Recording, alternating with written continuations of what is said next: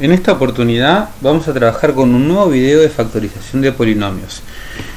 Este video va a estar dividido en dos partes. La primera parte vamos a hacer un pequeño repaso de los casos de factoreo de polinomio que hemos visto a lo largo de estos meses. Y en la segunda parte vamos a indicar con un pequeño cuadro qué caso de factoreo nos conviene aplicar según la cantidad de términos que tenga el polinomio. ¿Sí? Empecemos con el primer caso. El primer caso de factoreo, ¿sí?, es el factor común. Recuerden que buscamos factorizar los polinomios para escribirlo de alguna manera como un producto, es decir, como una multiplicación. ¿Sí? ¿Para qué hacemos esto? Por un lado, para encontrar raíces, si estamos trabajando con funciones polinómicas, para simplificar algunas expresiones que sean iguales. ¿Sí? Es un procedimiento de gran utilidad ya cuando estamos trabajando un nivel más alto de la secundaria y los primeros años del nivel universitario. Entonces, en el factor común lo podemos aplicar en cualquier tipo de polinomio, ¿sí? No importa la cantidad de términos que tenga. Lo que tenemos que encontrar en el polinomio en cuestión es que en todos los términos haya algo que se repita, algo en común, ya sea la letra o variable o los coeficientes, los valores que multiplican a esa variable. En este caso tenemos un cuatrinomio, es decir, 4 términos, donde coincide que la x está en todos los términos y que todos los valores son múltiplos de un número determinado. Entonces buscamos el factor común, buscamos el divisor de todos estos números, tomamos la variable con menor exponente y vamos dividiendo término por término para luego expresarlo como una multiplicación. Fíjense, aquí tenemos un trinomio, ¿sí? A simple vista vemos que la variable m no está en los tres términos, pero sí podemos observar que 100, 75 y 25 son múltiplos de 25. Es decir, 25 es divisor de estos tres números. Así que el factor común aquí sería 25. Esto sería una explicación general. Ustedes pueden pasar por el video de factor común, ¿sí?, donde explicamos paso por paso cómo resolverlo. Pero recuerden que el factor común se puede aplicar para cualquier tipo de polinomio, no importa la cantidad de términos, solo estos tienen que tener algo en común en todos sus términos. Luego hemos visto factor común en grupos, que es muy parecido al factor común, pero en este caso se necesita que el polinomio tenga una cantidad par de términos, es decir, que tenga 4 términos, que tenga 6 términos, 8 o 10 términos, ¿sí? Una cantidad par de términos, donde si nosotros intentamos aplicar factor común, ¿sí?, no podemos aplicar como en este ejemplo, ¿sí? Fíjense, acá les pongo otro ejemplo, ¿sí? Si intentamos aplicar factor común, todos los términos no tienen algo en común, ¿sí? Pero sí podemos observar que si tomamos de a grupos de a2, aquí y aquí, tenemos en común la variable i.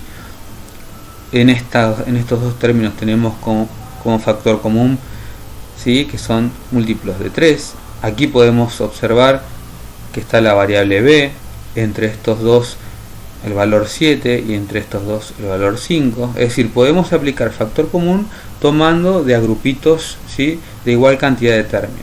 Aplicamos el factor común, ¿sí?, tenemos que dividir como explicamos recién y nos tiene que quedar lo mismo en todos los subgrupos, ¿sí? Luego lo expresamos como una multiplicación. Entonces el factor común por grupo se aplica cuando tenemos una cantidad par de términos y se pueden hacer por grupitos, tomar algo que se repite. Luego vimos trinomio cuadrado perfecto. El trinomio cuadrado perfecto se aplica para los polinomios de 3 términos. Ordenamos el polinomio en forma decreciente y obteníamos un término, el primero y el último término, que eran cuadrados, es decir, que había valores que estaban elevados al cuadrado, y el término restante tenía que cumplir, que era el doble producto de la base del primero por la base del segundo. Si se cumplía esta condición, el polinomio podía ser escrito, ¿sí?, como el cuadrado de un binomio. Aquí tenemos que ordenar, va a quedar 9h a la sexta, 12h al cubo más 4. Vamos a ver que 9h a la sexta y 4, ¿sí?, lo podemos tomar como valores al cuadrado, y 12h al cubo va a verificar esta condición. Luego hemos visto cuatrinomio cubo perfecto para polinomios de 4 términos, donde el primer término y el último término, si están ordenados, están elevados al cubo, y los términos restantes cumplen con estas condiciones, es decir, el triple del primero al cuadrado por el segundo, más el triple del primero por el segundo al cuadrado. Tienen que cumplir, primero hay que ordenarlo, y después el primer término y el último término tienen que estar elevados al cubo, y los otros dos términos tienen que cumplir con estas expresiones. Siempre que tengamos un cuatrinomio, podemos verificar que sea un cuatrinomio cubo perfecto. Si es así, lo expresamos como el cubo de un binomio.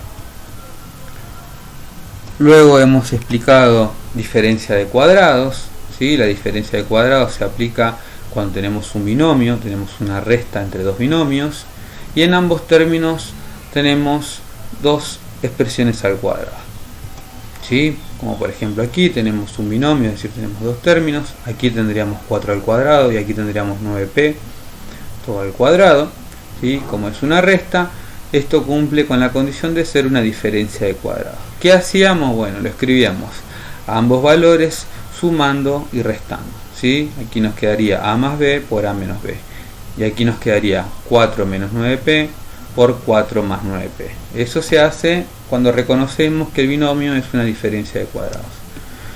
Luego hemos explicado suma o resta de potencias de igual exponente, es decir, en este caso también tenemos un binomio de dos términos que están elevados a la misma potencia.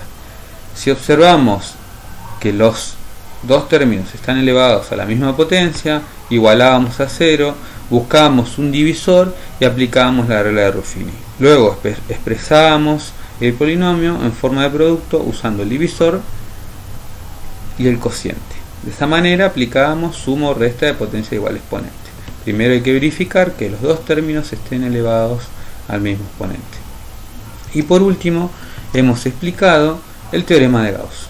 El teorema de Gauss es un caso de factoreo muy interesante que se puede aplicar en cualquier tipo de polinomio, ¿sí? Como es el caso del factor común.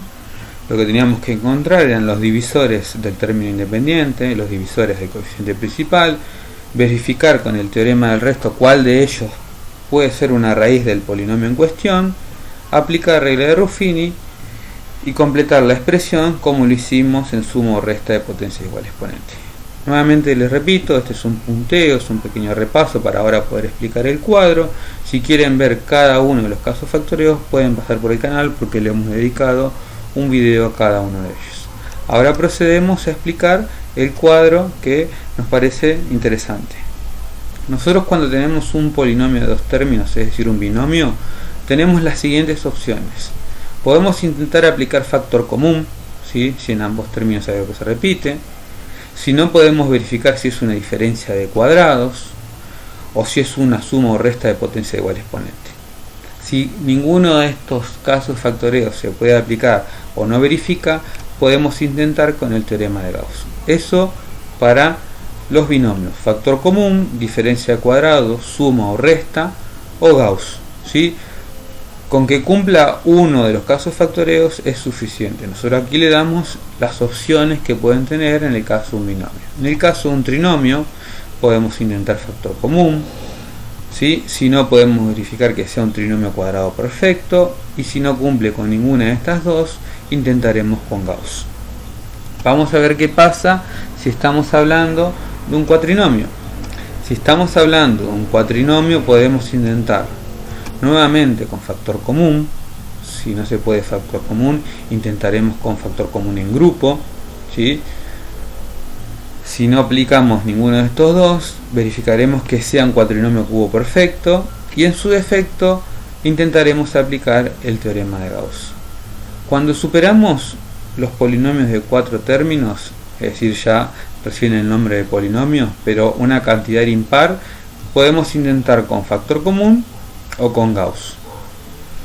Y si superamos los 4 términos, pero en cantidad par, intentaremos con factor común en grupo o con Gauss. Fíjense que la diferencia de estos dos últimos está en el factor común en grupo, ¿sí?